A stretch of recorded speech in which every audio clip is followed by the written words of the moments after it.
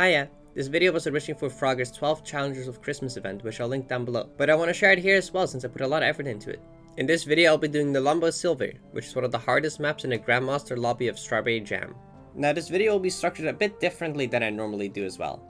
Instead of having highlights or just a clear attempt, I'll be taking some inspiration from Lil Curbs and I'll be explaining what's going on in this map first, breaking down the entire run and showing you the full clear attempt at the end. So if you want to learn something about Celeste or just want to have a better understanding of what happens in this level, stick around.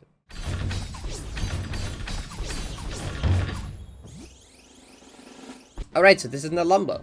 This is a very fast-paced map using these lanterns, which are reskinned jellyfish from Farewell, and these swap blocks, which are the dash blocks from Temple. This map mainly revolves around buffers, and if you don't know what a buffer is, basically it is when you input an action right before it can actually happen, so it happens on the first possible frame. This game has a 5-frame buffer window, so for example, for this dash here, since you can't dash while holding a lantern, if you input dash within 5 frames before the lantern breaking on this barrier, your dash will come out on the first possible frame. So let's look at the first action room, where we will immediately be doing a pretty big skip.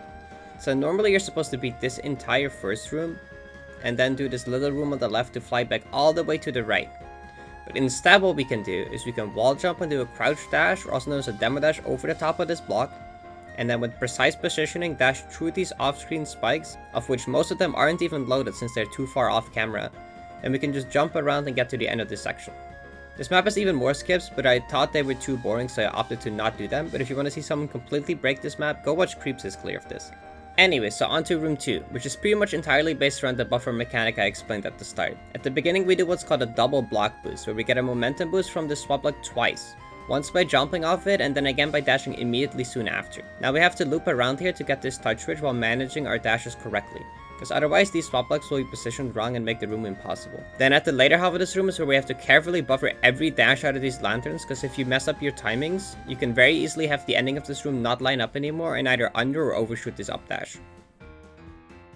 Now after we clear this section, we get a new mechanic introduced, which is the neutral drop. If you hold down while releasing a jelly, it will fall straight down, and you can actually buffer this out of grabbing them as well, since there's a cooldown of being able to release an object after grabbing it. And that's what this next room is all about.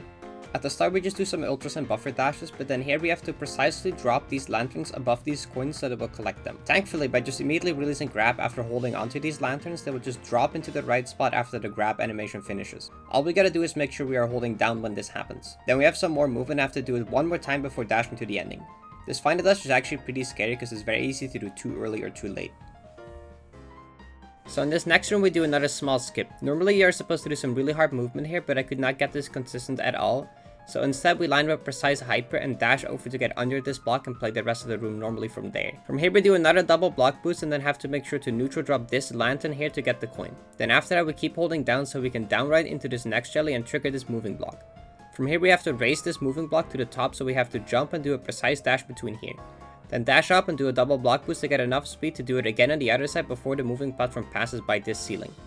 Then we use the upwards momentum from this moving block to jump to the ending. So now we're at the second last room of the map, where we actually learn another new technique. Though I will be skipping it in this room, I'll explain it anyway since it will show up again in the final room of the map. What you're supposed to do here is do a hyper away from this swap block. Now because the block moves the opposite way, it will completely kill your momentum, which allows you to stay in place and now do a reverse wave dash from the block moving towards you to get a big speed boost from it. Instead what I do here though is position myself on the very edge, then make the block retract and simply do a reverse hyper in place, which has the same effect. Then after this you want to immediately neutral drop this lantern. This time not just for it to collect the coin, but also for us to use it again later, because the next time we dash the block will launch this lantern up, so when we make our way around we can make use of it a second time. After this is a split route, where you can either go up for the normal route, or go down for a berry route. In this case I'm going down because besides getting a berry it's actually more consistent as well. All I have to do for this berry is neutral drop all 3 of these lanterns to get all the coins, which will open up the way to our berry and the final room of the map. Now the final room of the map is definitely the hardest one as well. I died to this section 17 times before I finally got the successful run. So at the start we neutral drop this lantern here and then actually use the tech we learned in the previous room to grab the same lantern a second time, after which we immediately neutral drop it again for this other coin. In this next part we have to use the speed from this block to get this coin and then get back in time so that we can use the moving block to line up the next gap. And we do basically the same thing again, after which we have a final train of really hard buffers before we do a big jump to the ending of the map. This final section I actually really struggled with and died here a few times with the silver. No! No!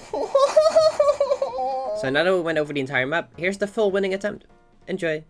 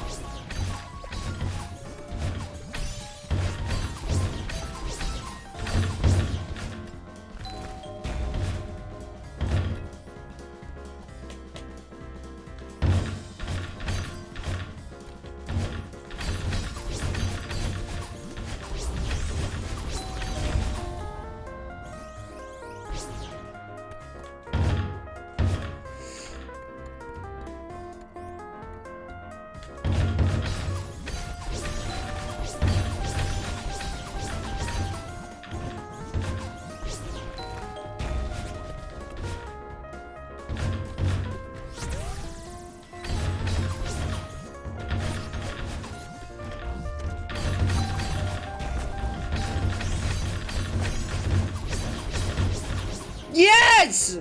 Oh my god. Thank god. Yes! Yes! Yippee! Yippee! Yippee! Yippee! Yippee! Yippee!